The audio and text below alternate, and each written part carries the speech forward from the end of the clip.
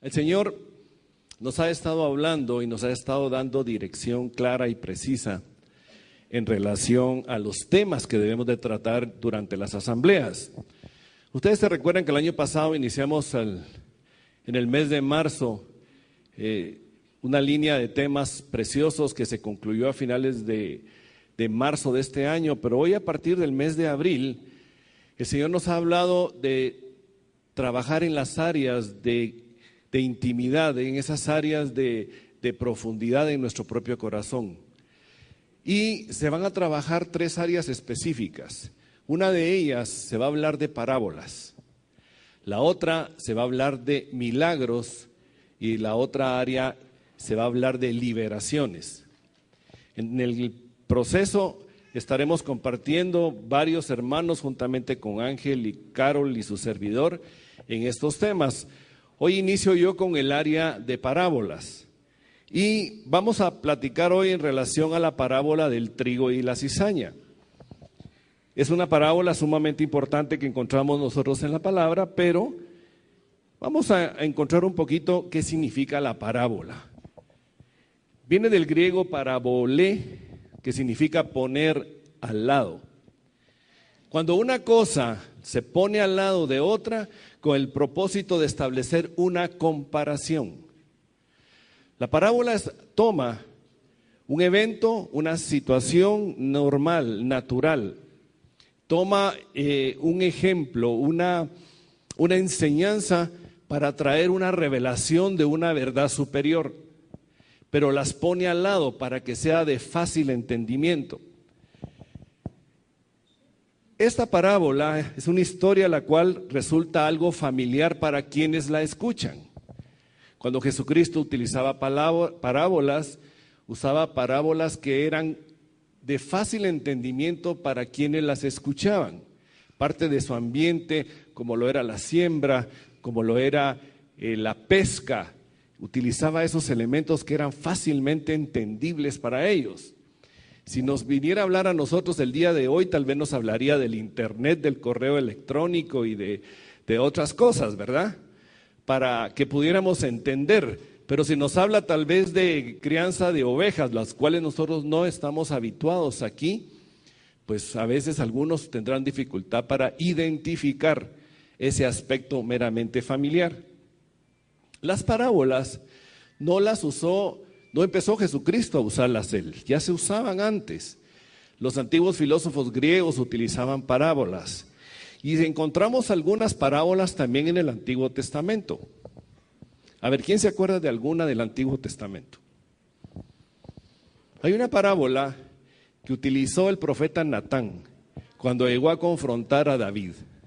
Cuando David había robado la mujer de Urías y lo había enviado al frente de batalla para que muriera.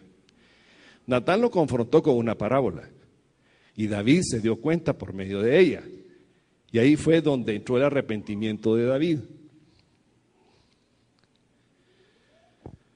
Jesús las utilizó, como les decía, para enseñar verdades mucho más elevadas de una manera que estuviera al alcance de todos.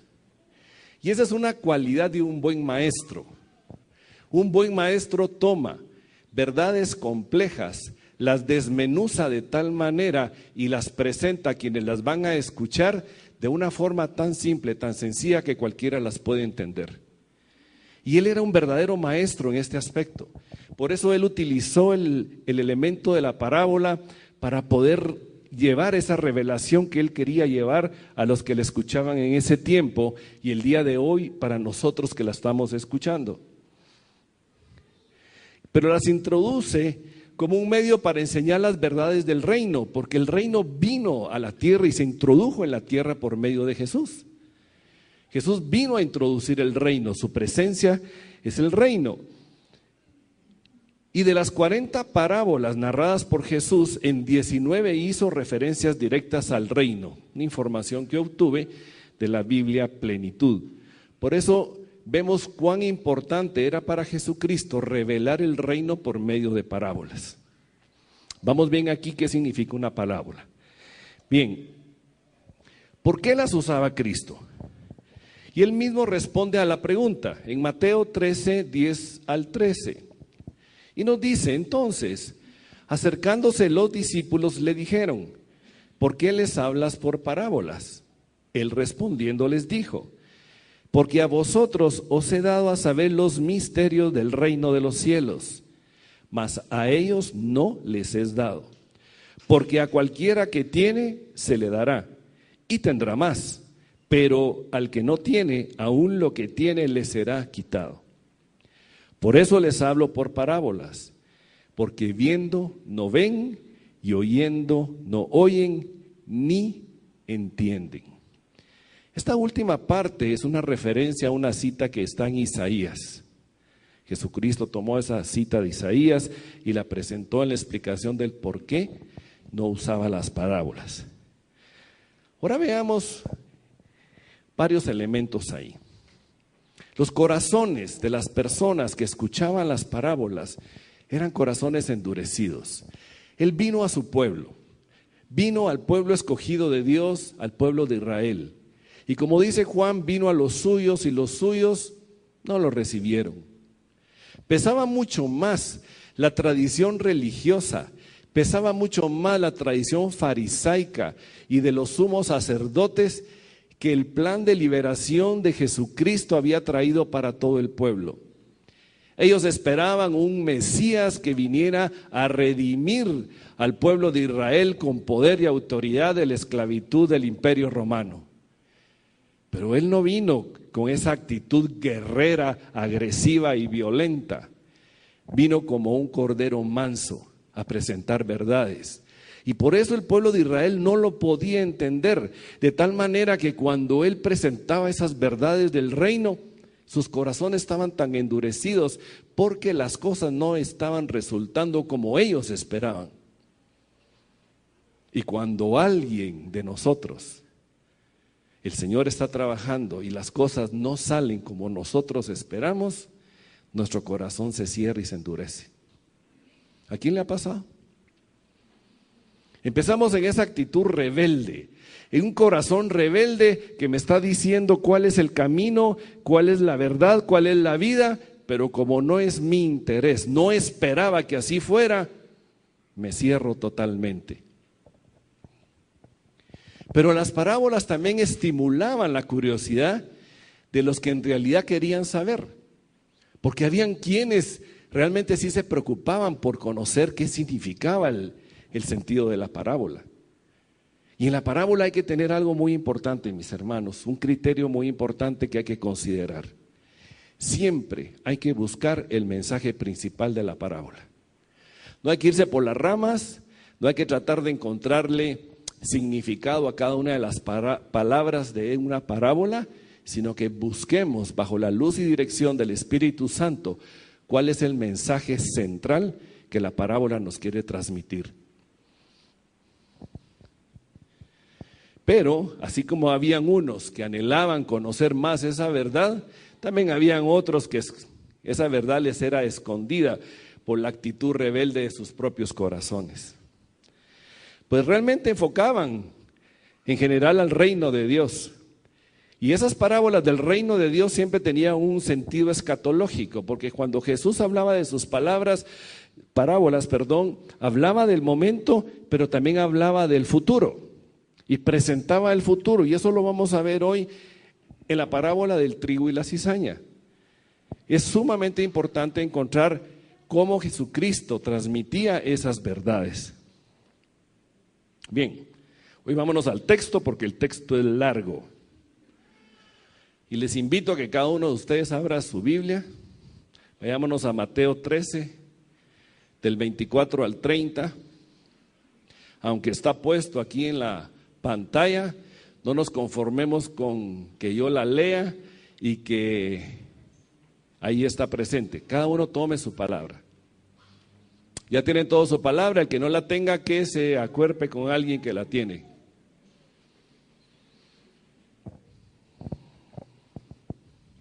Bien, vamos.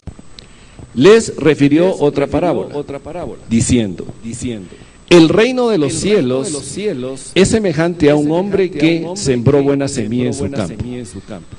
Pero mientras dormían los hombres, vino su enemigo y sembró cizaña entre el trigo y se fue. Y cuando salió la hierba y dio fruto, entonces apareció también la cizaña. Vinieron entonces los siervos del padre de familia y le dijeron: Señor, ¿no sembraste buena semilla en tu campo? ¿De dónde pues tienes cizaña? Él les dijo: un enemigo ha hecho esto. Y los siervos le dijeron: ¿quieres pues que vayamos y la arranquemos? Él les dijo: no sea que al arrancar la cizaña, arranquéis también con ella el trigo. Dejad crecer juntamente lo uno y lo otro hasta la siega. Y al tiempo de la siega yo diré a los segadores: recoged primero la cizaña y atadla en manojos para quemarla, pero recoged el trigo en mi granero. Esta parábola conlleva un sinnúmero de verdades y revelación verdaderamente maravillosas. Pero quiero contarles también que esta parábola es una de las pocas que Jesucristo mismo la explica. Y vamos a ir a la explicación para luego entrar en unos serie de detalles. Y la explicación nos la da en Mateo 13, del 36 al 43. Y aquí empieza él a darnos elementos. Y esos elementos son precisamente para que ninguno de nosotros que tiene ese anhelo y ese deseo de conocer verdad, ese corazón dispuesto a ser enseñado, se desvíe tratando de interpretar cosas o situaciones que no lo son. Él, como buen maestro, quiere dejar perfectamente, claramente establecido qué es el significado de esa parábola, qué significa, cuál es el propósito y cuál es la bendición que encontramos detrás de ella. Vayámonos a nuestra Biblia y leamos. Entonces, despedida la gente, entró Jesús en la casa y acercándose a él sus discípulos le dijeron: explícanos la parábola de la cizaña del campo. Voy a hacer alto aquí. Cuando él transmitió esta verdad, se la transmitió a una gran multitud de personas. Pero fue un grupo pequeñito, sus discípulos, que se acercaron a él y ellos tomaron la iniciativa de decirle: explícanos porque no la entendimos. Y aquí nosotros tenemos que ver algo sumamente importante, amados hermanos. ¿Cuántas veces recibimos un mensaje de palabra, de luz, de verdad, de revelación, y muchas veces nos quedamos así? ¿Qué habrá dicho? ¿Qué me habrá querido decir el Señor?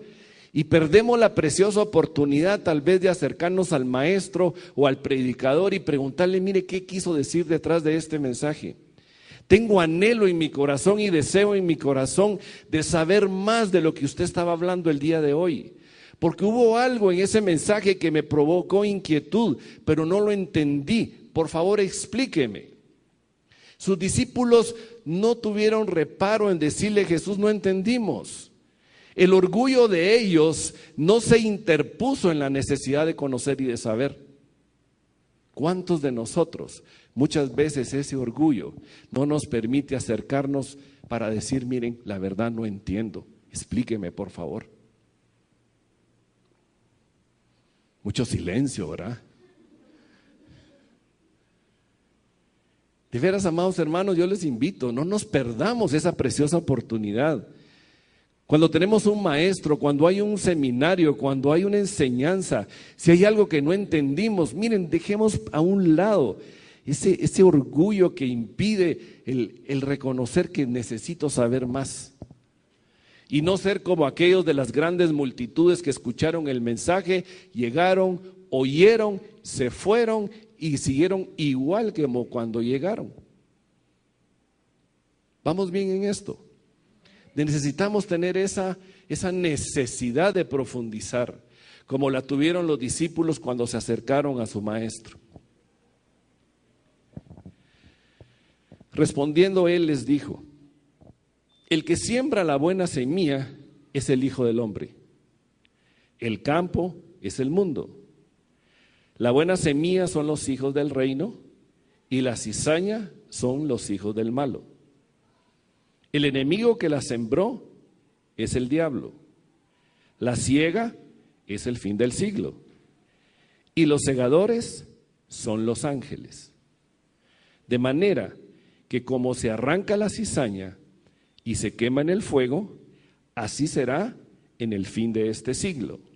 Enviará el Hijo del Hombre a sus ángeles y recogerán de su reino a todos los que sirven de tropiezo y a los que hacen iniquidad, y los echarán en el horno de fuego. Allí será el lloro y el crujir de dientes. Entonces los justos resplandecerán como el sol en el reino de su Padre. El que tiene oídos para oír, oiga. ¿Está clara la explicación? Solo oí 3 amenes. Amén. Entonces ya puedo terminar la prédica ahorita. ¿Verdad que no? Vamos a tratar de profundizar un poquito más en cada uno de estos detalles. Sin embargo, debemos tener claro que para entender las parábolas hay que entender la parábola del sembrador. ¿Por qué? Porque el mismo Jesús lo dijo. Y les dijo, no sabéis esta parábola, ¿cómo pues entenderéis todas las parábolas? Refiriéndose a la parábola del sembrador. En la parábola del sembrador habla de quien siembra la semilla, y la semilla que aparece en la parábola del sembrador es la palabra de Dios. Y la tierra que recibe la semilla es el corazón de cada uno de los hombres y mujeres que reciben la palabra de Dios. Amén. En la parábola del trigo y la cizaña, la buena semilla son los hijos engendrados por Jesucristo en el nuevo nacimiento. Y el campo es el mundo. Entonces no debemos de confundir una con la otra. Por eso es sumamente importante, como Jesucristo nos dejó claramente establecido, que para poder entender todas las demás parábolas, primero necesitábamos entender la parábola del sembrador. ¿Me estoy explicando bien? Amén. Gracias por su amén. El que siembra la semilla es el Hijo del Hombre. Toda buena semilla que se plante en el mundo viene de las manos de Cristo. Toda buena dádiva, todo don perfecto viene del Señor. Amén. Nosotros fuimos rescatados y redimidos de nuestra antigua vana manera de vivir por la gracia y compasión y misericordia del Señor. Nos sacó del poder de las tinieblas y nos trasladó al reino de la luz. Y nos dijo claramente, están en el mundo pero no pertenecen en el mundo. Somos en las manos de Cristo la buena semilla insertada en el mundo. Vivimos en el mundo, pero no somos del mundo.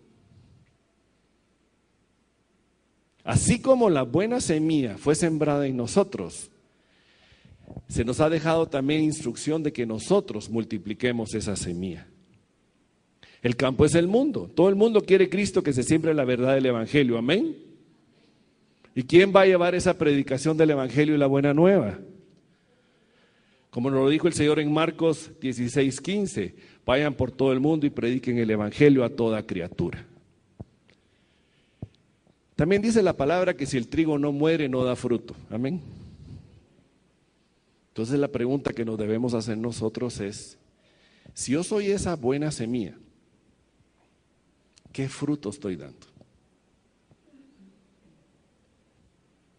¿Estoy multiplicando el fruto? Porque cuando el grano de trigo entra en la tierra, un grano, y muere, levanta la espiga del trigo y esa espiga de trigo multiplica gran cantidad de granos. ¿Estoy yo llevando ese evangelio de verdad? ¿Estoy yo en el mundo proclamando la verdad de Cristo, hablándole a aquellos que aún no lo conocen, diciéndole, mira, Estás en el mundo, pero tu condición no es de hijo de Dios y tú necesitas de Jesucristo, necesitas de su amor, necesitas de su redención, de su perdón, de la misma manera como Él me perdonó, me redimió y me ha amado a mí por siempre. ¿Cuántos de nosotros estamos quitándonos el temor que muchas veces nos produce llegar con alguien y proclamar que Jesús es el Señor y que Jesús es la única salvación que tiene la humanidad? ¿Cuántas barreras se interponen para poder multiplicar esa semilla? Yo me pregunto, pudiéramos estar en un proceso a veces como que, ¿será que les digo? ¿Será que no me van a rechazar? Miren, mis hermanos, a mí me pasaba al principio. Cuando recién conocí al Señor, yo le quería hablar a todo el mundo del Señor y me rechazaban. Bueno, yo entendía que el rechazo era a mí, cuando realmente después descubrí que no era a mí a quien estaban rechazando. Estaban rechazando la verdad del Evangelio de Cristo que yo les estaba transmitiendo a ellos. Estaban rechazando a Jesús mismo. A mí ya me había liberado, me había rescatado. Pero, ¿cuántos de nosotros seguimos manejando ese paradigma? Que me da temor hablar de Jesús porque me van a rechazar. Este es el momento de dejar a un lado esos paradigmas, ir por delante y de la misma manera amorosa como el Señor nos alcanzó a nosotros, por medio de otras buenas semillas plantadas en el mundo, que nos predicaron el Evangelio y nos llevaron a los pies de la cruz de Cristo, no sin reconocer que todo fue por gracia y por obra del Espíritu Santo. Amén. Y poder ver que así como yo fui rescatado, cuantos más anhelan y necesitan ser rescatados. Amén.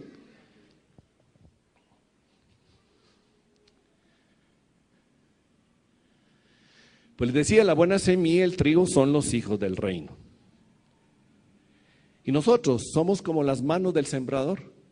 Proclamemos a Cristo, proclamémoslo en casa primero, proclamémoslo con nuestra familia, proclamémoslo en el trabajo, proclamémoslo con los amigos, proclamémoslo en todos lados, para que el nombre de Jesucristo sea exaltado en los cielos, en la tierra y debajo de la tierra. Amén. Que le da un aplauso al Señor.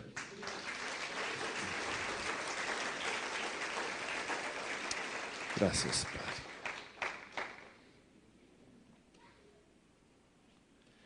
Por eso la buena semilla siempre va a dar buen fruto. Pero la mala semilla, la cizaña, como bien nos dice la explicación de Jesucristo, son los hijos de Satanás que viven en el mundo y se mezclan en la iglesia. ¡Wow! Ahí hay otra situación interesante. La iglesia de Jesucristo es universal, amén. Y Jesucristo ha plantado su semilla en todo el mundo. Y Jesucristo ha levantado congregaciones en todos lados. No estoy hablando solo de nosotros, no estoy hablando solo de Guatemala, estoy hablando de todas las congregaciones en todo el mundo. ¿Cuántas congregaciones tienen infiltrados hijos de Satanás, tal como Jesús lo llama? Suena grueso, ¿verdad? Y duro tener que decir hijos de Satanás, pero el Señor lo declara claramente. Así que yo no tengo por qué suavizar las palabras. ¿Por qué razón? Porque cuando yo aún no había recibido a Jesucristo como Señor y Salvador, yo también era un hijo de Satanás. Es duro decirlo, pero el reconocerlo produce en mi corazón gratitud. Enorme gratitud de que Él me rescató de la condición de condena y de muerte que yo estaba y que no me había dado cuenta. Amén. Satanás ha ejercido esa paternidad desde el principio. Cuando engañó a Eva y Eva le llevó la seducción y propuesta a Adán de tomar del fruto del árbol del conocimiento del bien y del mal, en ese momento cayeron bajo la esclavitud y cayeron bajo muerte, porque bien había declarado Dios que si comían de ese fruto morirían. En ese momento Satanás toma la paternidad del hombre y la mujer y toma la paternidad de toda la descendencia del hombre y la mujer. Todos los que nacen en el mundo bajo condenación están bajo la paternidad de Satanás. El Señor lo declara muy bien en Génesis 3:15: y pondré enemistad entre ti y la mujer, entre tu simiente y la simiente suya. Esta te herirá en la cabeza y tú le herirás en el calcañar. Y la simiente de Satanás es todas las generaciones que nacieron a través de Adán y Eva. Y la simiente del Padre, Jesucristo, que vino a rescatarnos y redimirnos. Amén. Juan 8:44: vosotros sois de vuestro padre el diablo, y los deseos de vuestro padre queréis hacer. Amén. Nada más ni menos que eso. De tal palo, tal astilla, ¿verdad? Así como es el tigre pintío, son los tigritos pintíos. Es triste decirlo, pero es cierto. Cuando la cizaña se parece al trigo, se mimetiza. ¿Qué es mimetizar? Se mimetiza es cuando alguien o algo adquiere la misma forma o color del medio ambiente donde se encuentra, con el único propósito de pasar desapercibido y escapar de un peligro inminente. Ejemplo, el camaleón. El camaleón se adapta a los colores del medio ambiente donde se encuentra. Eso es mimetizarse. Y cuando la cizaña se parece al trigo, por eso la palabra que Jesús nos lo dejó claramente expresado. No se puede identificar hasta que ésta crece. Porque le dijeron: miren, ¿querés que la cortemos? No, les dijo, porque pueden cortar la buena semilla, pueden cortar el trigo. Entonces, ¿qué significa eso? Que el parecido de la cizaña y el trigo es tan idéntico a una de la otra que solamente un ojo experto puede identificar cuál es cuál. Tremendo, ¿verdad? Pero cuando la cizaña o esos hijos de Satanás se parecen al trigo, ¿de qué quiero hablar aquí? Lo que quiero hablar es de que personas que van a las congregaciones, que no tienen a Jesús en su corazón, pero que toda su manifestación externa manifiesta que son piadosos, que levantan la mano, que cantan, que pareciera que son buenos, que puchica, hasta uno los dejan deslumbrados. En una sola palabra: fariseos. El fariseísmo es muy fácil de identificarlo, pero en este caso se están mezclando y pareciera como que es lo mismo. Yo no estoy hablando de nuestra congregación, pero cualquier similitud o parecido, yo no sé si es coincidencia, ¿verdad? Pero si el Señor nos quiere decir algo hoy, escuchémoslo. Amén. Estoy hablando en todos lados.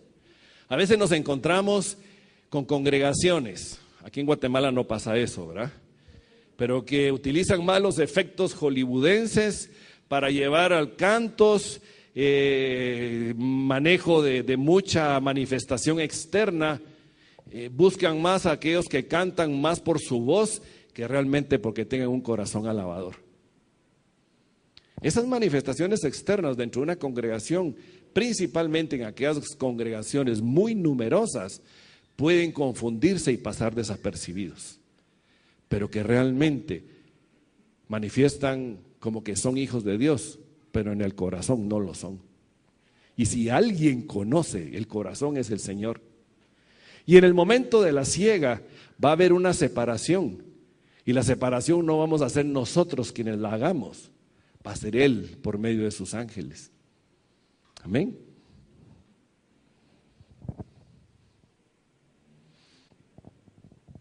Por eso el Señor lo declaró en Apocalipsis 3:4, cuando le hablaba a la iglesia de Sardis. Pero tienes unas pocas personas en Sardis que no han manchado sus vestiduras y andarán conmigo en vestiduras blancas porque son dignas. Está clarísimo. El Señor lo puso en el mensaje a la iglesia de Sardis, donde les decía, miren, ahí solo unos cuantos, pocos realmente han nacido de nuevo. Los demás no lo son.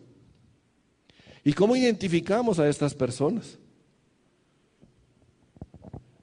Ya lo veremos. Pero hay otro detalle que resulta aún mucho más peligroso. Cuando el trigo se parece a la cizaña. Primero hablé la cizaña pareciéndose al trigo. Y hoy estoy mencionando el trigo pareciéndose a la cizaña. Parece lo mismo, pero no lo es. ¿Vamos bien? Son aquellos hijos de Dios redimidos por la sangre del Cordero, trasladados del poder de las tinieblas al reino de la luz, pero que aún siguen conservando en su corazón la añoranza por el mundo. Se adaptan con mucha más facilidad al modelo del mundo que a los principios de la palabra de Dios. Se adaptan con mucha más facilidad al ambiente donde se desarrollan, parecen más paganos que hijos de Dios. Pareciera que son aquellos que en la iglesia levantan la mano, oran, todo muy bonito, pero pasan de aquí, se van al mundo, y hablo mundo, al diario que hacer, el trabajo, los amigos, y de veras es difícil poder diferenciar quién es quién. Si los amigos empiezan a echarse los traguitos, pues él igual con ellos, empiezan a contar aquellos chistes gruesos, pues él es el que más cuenta. El chisme por un lado, pues yo soy más chismoso o chismosa que la otra, y de repente se da uno cuenta, y no dicen que es cristiano, pero ese sí está más perdido que... ¿Conocemos personas así? El mensaje es para aquellos que dicen que son y se comportan como que no son. Es duro, pero es una realidad, y una realidad extremadamente peligrosa, cuando el trigo, que no es cizaña, se quiere asemejar a la cizaña. El trigo que se parece a la cizaña no es buen grano y produce náuseas. Les quiero contar un poquito. ¿Por qué? La cizaña tiene una sustancia que se llama telumina. Estuve leyendo un poquito al respecto. Y resulta que el grano que produce la cizaña es muy escaso. ¿Cómo se llama? Las espigas. Gracias por ayudarme. Es para que saliéramos un poquito de la rutina. Las espigas de la cizaña producen un 10% de lo que produce las espigas del trigo. Cuando está maduro el trigo, el peso de sus granos es tanto que dobla la espiga, pero la cizaña no, la cizaña queda siempre recta.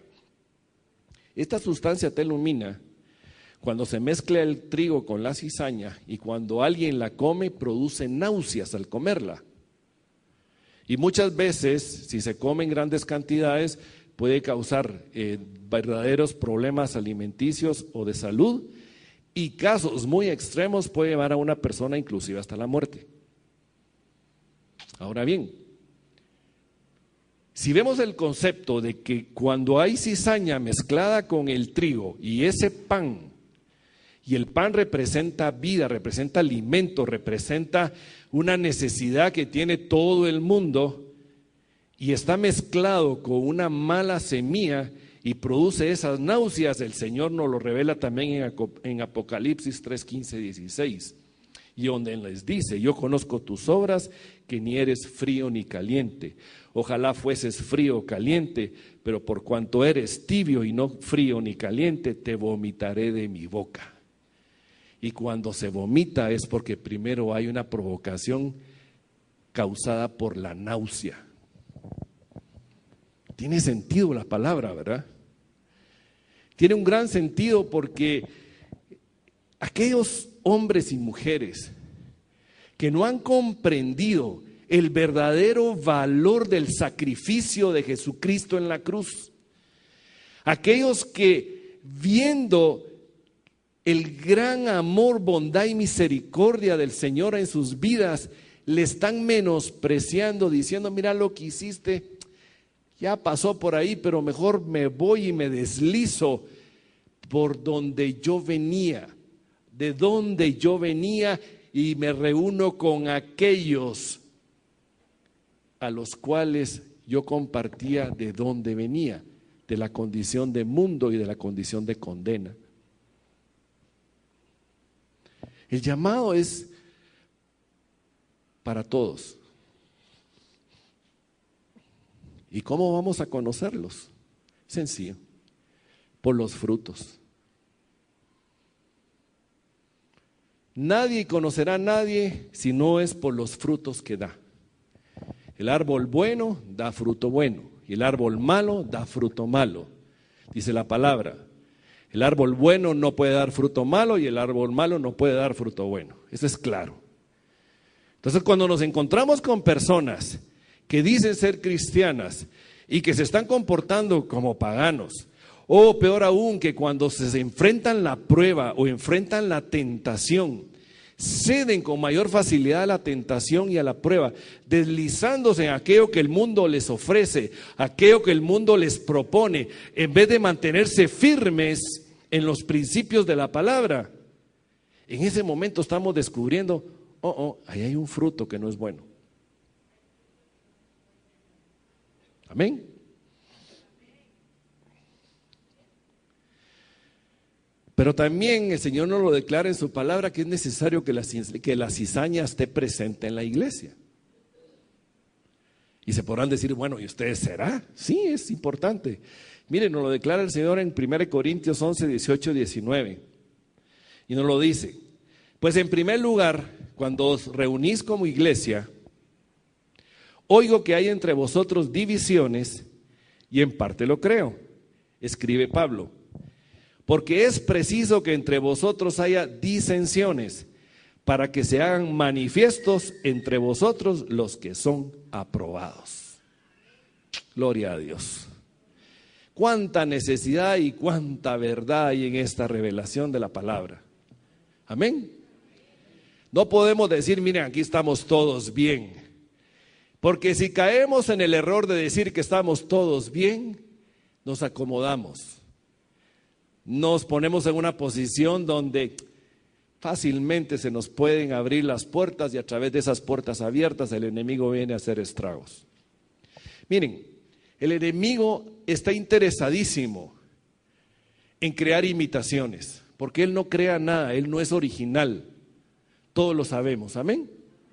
Él trata de imitar a Dios, trata de imitar lo que Dios hace, él trata de imitar buenos y fieles creyentes, insertando en las congregaciones imitaciones de buenos y fieles creyentes. Vivimos en un mundo de imitaciones. Hoy puede usted ir a comprar un reloj marca Rolex y resulta que es una imitación hecha exactamente a un Rolex original o a un Omega, a cualquier otra cosa. ¿Sí o no? Por eso tanto defienden los derechos de autor, porque dicen, no, pero si el original hay que conservarlo y no las imitaciones. Porque vivimos en un mundo que se está manejando tanta imitación.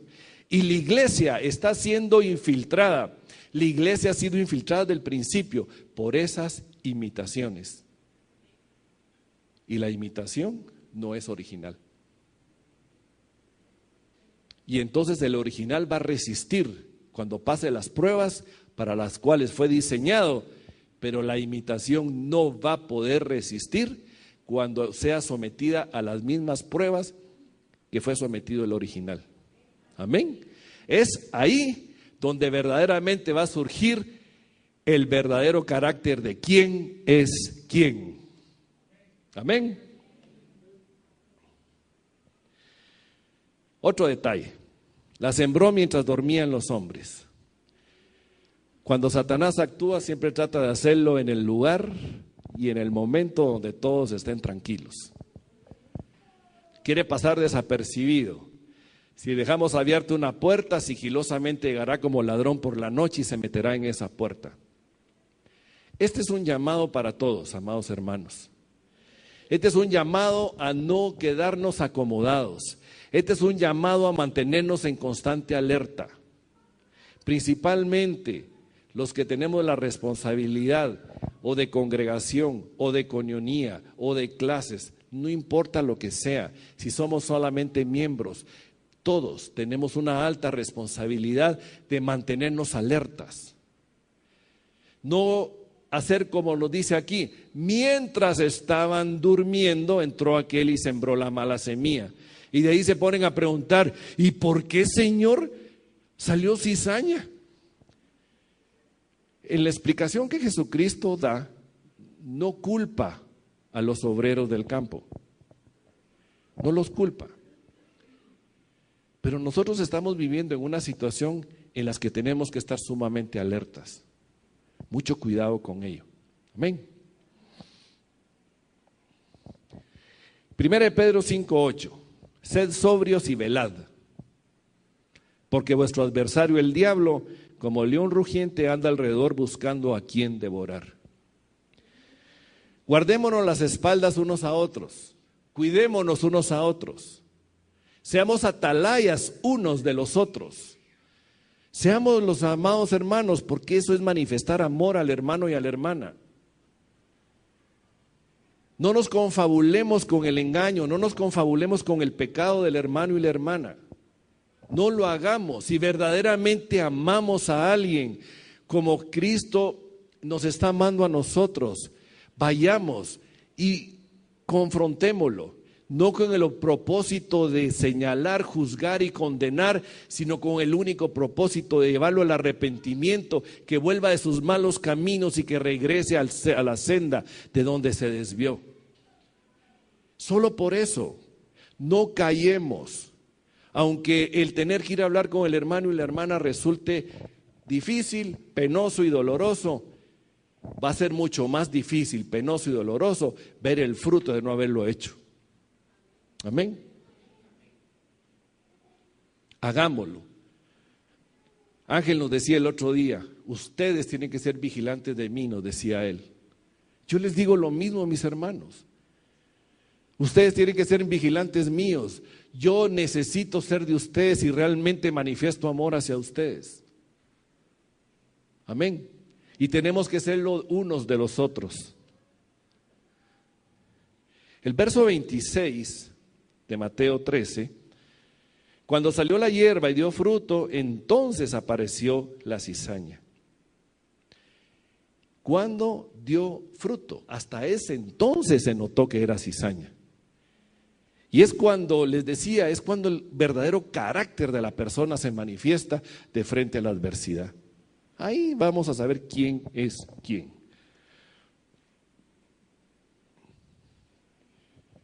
Verso 27. Señor, ¿no sembraste buena semilla en tu campo? La pregunta de los jornaleros. Y Jesucristo mismo les explica, el enemigo que la sembró es el diablo. Por eso el mal que nosotros vemos el día de hoy en el mundo, el mal se está extendiendo cada vez con mayor intensidad, con mayor extensión y con mayor violencia. ¿Creen ustedes que se van a componer las cosas como las ven? ¿Verdad que no? El ministerio de la iniquidad ya está operando. Esto no lo habla el Señor. Y es necesario que opere el ministerio de la iniquidad para poder descubrir quién es el trigo y quién es la cizaña. El ministerio está operando, el mal está creciendo y lo único que está provocando es que esto está llevando a tales niveles el pecado ante el trono de la gracia que la copa de ira se está llenando cada vez más.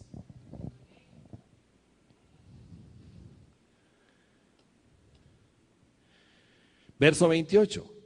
¿Quieres pues que vayamos y la arranquemos? Aquellos jornaleros que dicen, Señor, Vamos a hacerlo, como cuando Juan y Santiago le dijeron, Señor, ¿quieres que hagamos descender fuego del cielo sobre aquellos? No, paciencia, les dijo el Señor, ¿verdad? ¿Por qué no permitió el Señor que cortaran la cizaña? En 2 de Pedro 3:9 nos dice, el Señor no retarda su promesa. Según algunos la tienen por tardanza, sino que es paciente para con nosotros, no queriendo que ninguno perezca, sino que todos procedan al arrepentimiento. Amén. Miren, esta es una manifestación de la enorme gran bondad y misericordia del Señor para toda la humanidad.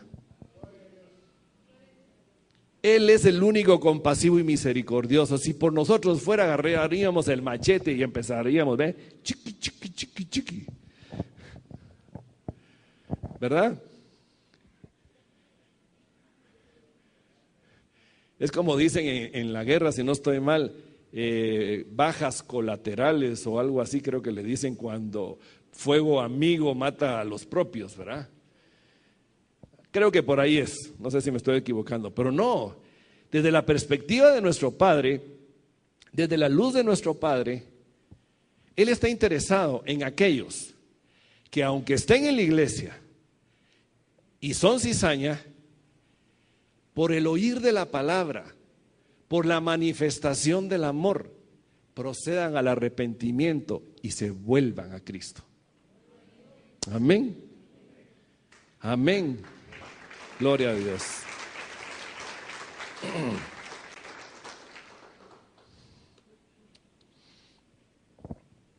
Verso 39. La ciega es el fin del mundo. Y el fin del mundo es cuando se manifiesta en los postreros tiempos, la segunda venida de Cristo. Y ahí, de frente al juicio del trono blanco, cuando ya pase el reino milenial, todos compareceremos. Y ahí sabremos quién es quién. Por gracia y misericordia, los que hemos recibido a Cristo en nuestro corazón, nuestros nombres están inscritos en el libro de la vida. Y cuando nos presentemos ante Él, dirán, vengan benditos de mi Padre, entren al gozo de su Señor. Y aquellos que no tienen inscrito su nombre en el libro de la vida, ustedes, hacedores de maldad, vayan al fuego eterno. Y otros dirán, pero Señor, Señor, en tu nombre expulsamos demonios, en tu nombre sanamos enfermos. Y les dice, a ustedes no los conozco, hacedores de maldad. ¿Por qué? Porque fueron aquellos que tuvieron una apariencia de cristianos, pero que realmente no lo eran. Y si alguien conoce el corazón de las personas, es el Señor Jesucristo. Y ante Él nadie lo va a engañar. Amén.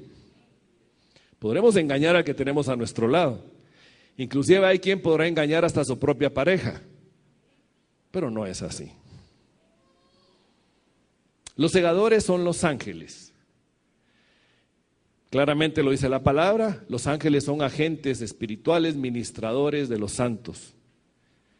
El horno de fuego es el lugar de tormento, el infierno. El lloro y crujir de dientes es el sufrimiento y la angustia que produce el horno de fuego. Miren, yo no tengo idea de lo que significa el lloro y crujir de dientes, pero ha de ser una situación tan angustiante, tan dolorosa, que yo no quisiera realmente ni siquiera verla de lejos.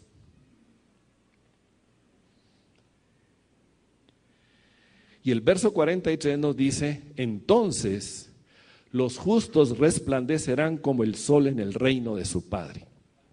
Amén. ¿Por qué hasta entonces van a resplandecer los justos? Pareciera que el día de hoy, en este tiempo,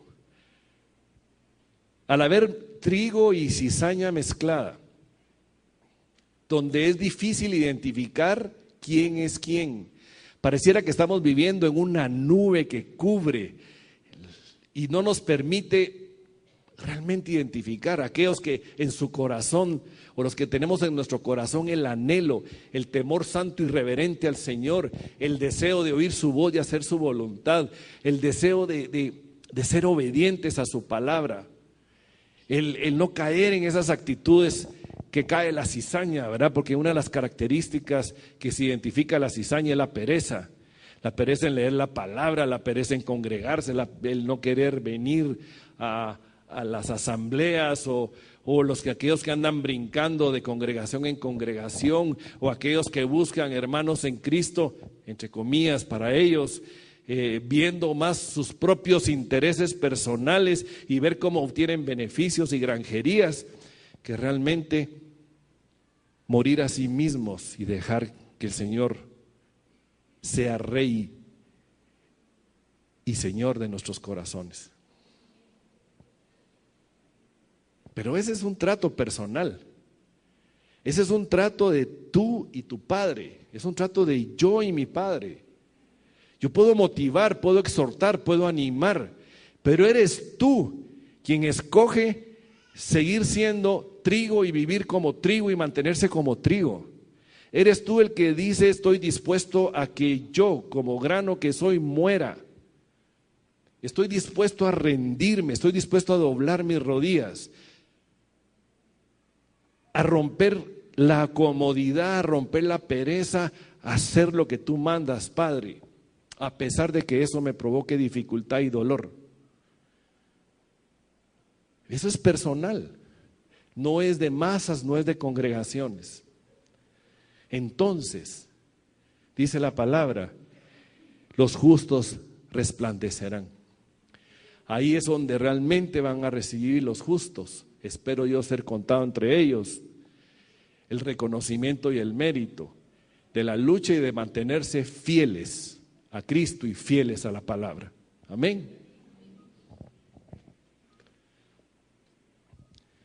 Y para finalizar, una exhortación, mis amados hermanos. Mateo 26, 41. Velad y orad, para que no entréis en tentación. El espíritu a la verdad está dispuesto, pero la carne es débil. Amén. Nuestra lucha es contra nuestra propia carne. Ángel hace 15 días nos habló claramente de la visión progresiva 5. La carne se está exacerbando, la carne se está levantando con mucha fuerza, y es una lucha que todos estamos experimentando en nuestro propio yo, en nuestra propia carne. Así que les animo a que velemos, a que nos mantengamos firmes y clamemos principalmente la gracia del Señor. Clamemos principalmente gracia para mantenernos hoy, gracia para mantenernos mañana y gracia para ser fieles a Él. Porque por propia fuerza, amados hermanos, es imposible, si no es por su gracia y misericordia. Amén. Bien, yo les invito a que inclinemos nuestro rostro, vamos a orar. Amado Padre, amado Señor, gracias. Gracias por tu infinito amor, por tu bondad, tu misericordia. Gracias por ser quien eres y ser como eres. Gracias por tu palabra, Padre. Gracias por la revelación que nos has traído. Padre, gracias por el sacrificio de Jesús en la cruz. Gracias porque nos has redimido por el valor más alto jamás pagado por nada y por nadie en la historia del hombre. La misma vida de tu Hijo Jesús.